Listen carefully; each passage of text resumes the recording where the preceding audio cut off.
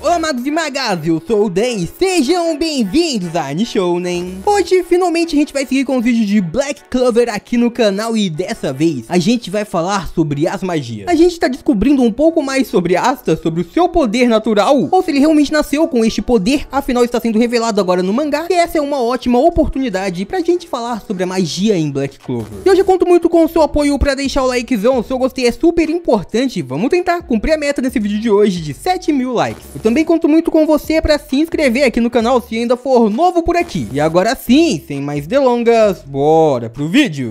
Galera, então, como a gente sabe, em Black Clover existem vários tipos de magia, e essas magias são classificadas em várias classes de magia. Existe a magia de criação, a magia de cura e também a magia de restrição, mas a gente já falou sobre elas aqui no canal, então hoje a gente vai abordar um sentido mais amplo. A gente vai falar desde a mana até a magia. Afinal, tudo isso é extremamente importante, principalmente agora pro destino de Asta, afinal foi feita uma grande revelação no mangá que daqui a pouco a gente vai falar sobre. E então é bom a gente já entender desde o início o que é a magia e o que é a mana em Black Clover. Como a gente sabe, no anime e no mangá de Black Clover, todos os magos usam magia e eles só podem utilizar magia através da sua mana. A mana acaba sendo um atributo natural do mago ou da natureza em si, e basicamente com elas eles são capazes de realizar feitiços. Então eles transformam geralmente a sua mana em algo físico ou simplesmente eles dão forma à sua mana. Acontece que no mundo de Black Clover não basta apenas ter mana que você vai sair usando qualquer magia, não. Cada mago tem o seu atributo natural e eles só podem utilizar uma magia específica. Existem experimentos para tentar quebrar essa barreira e utilizar mais de uma magia, mas não. O mago geralmente só utiliza um tipo de magia e é sobre elas que a gente vai falar agora. Existem 4 atributos naturais que são aqueles que também representam o espírito elemental. Existe o atributo do fogo, da água, do vento e da terra. E cada um desses atributos, como eu mencionei, existe um espírito guardião que basicamente é um ser vivo de mana que possui o poder máximo de cada um desses elementos. Como a gente sabe, o espírito elemental do fogo é a Salamandra, que tá com Fuegoleon agora. O espírito elemental da água é a Undine, que fica ao lado da Loropetka, a rainha do reino de Hurt. E o espírito elemental do vento é a Bel, que está ao lado do Yuno. Ainda temos o espírito elemental da terra, que se mantém desconhecido. Mas aí neste momento a gente para pra pensar um pouco quem será que vai receber o espírito elemental da terra. Afinal são pouquíssimos magos de Black Clover que se mostram utilizando exatamente a magia de terra. Acontece que existe a possibilidade de outros magos que não possuem exatamente este elemento terem ao seu lado o poder do espírito elemental deste elemento. Por quê? Porque os 4 elementos não são os únicos elementos em Black Clover. Existem outros elementos que são do elemento e não são ao mesmo tempo, são derivados. Como por exemplo o relâmpago, que a gente sempre vê sendo utilizada pelo Luke, ou por exemplo a magia de fumaça, que a gente viu no início de Black Clover na Batalha da Dungeon. Basicamente esses dois atributos, eles são bem diferentes um do outro, mas todos eles são derivados do atributo vento. A gente também já viu a magia de gelo, e basicamente essa todo mundo sabe, é um atributo mágico derivado do atributo água, sendo parte da magia de água, mas o seu usuário não consegue usar a água em si, mas sim o gelo. E assim vai, existem várias derivações, algumas mais comuns, como por exemplo a água e o fogo, algumas mais raras, como por exemplo a magia de luz e a magia espacial. Mas todas essas magias acabam sendo derivadas de uma magia principal, e eu não faço ideia como, mas sim, elas são derivadas. Além disso, como eu comentei, o mago ele pode utilizar a sua própria magia de vários estilos diferentes, como por exemplo a magia criação, que basicamente permite que ele crie algo com seu poder, como por exemplo o Yuno, que cria aquelas rajadas de vento, ou simplesmente a sua espada de Séfira, tudo isso com a sua magia de vento. A gente também vê o Fuegoleon utilizando muita magia de criação com o elemento fogo, e a Noelle utilizando também a magia de criação com o elemento água. Mas eles também poderiam ter o seu foco, o seu treinamento destinado a um outro estilo de magia, como por exemplo a magia de cura. A gente já viu a irmã que treinou o Fuegoleon utilizando a magia de cura sendo baseada completamente no fogo. Então a gente tá vendo dois elementos sendo utilizados de duas maneiras completamente diferentes, e é muito raro, como eu já comentei no outro vídeo, um mago que utiliza por exemplo sua base em magia de cura mudar sua magia para ataque, para magia de criação. Mas existem alguns casos que eles realmente conseguem fazer isso, mesmo seu foco sendo suporte, por exemplo, eles vão pro ataque ou vice-versa. A gente viu, por exemplo, com a magia de planta, a Mimosa, que ela tinha várias propriedades de defesa, de cura e etc. E agora ela também pode atacar utilizando seus poderes. E a gente ainda tem a outra classe de magia, que seria a magia de restrição, que basicamente ela permite que as magias do seu usuário consigam prender alguém ou criar uma base pra se prender e assim se proteger. E aí, como eu disse, o mago pode sim não focar em nenhuma delas e aprender um feitiço de cada uma das classes, mas isso é muito raro. Geralmente a maioria dos magos que a gente vê em Black Clover focam na magia de criação. E a gente não para por aí, como a gente sabe, existem também estágios de magia, que é como é ranqueado o nível de cada uma dessas magias, e esse ranqueamento basicamente é mais utilizado no reino de Hurt, mas agora ficou mais popular. E basicamente isso não envolve diretamente a mana ou a magia do mago, mas sim como ela é utilizada, o quanto de poder ele consegue extrair de sua magia específica, sendo o nível mais baixo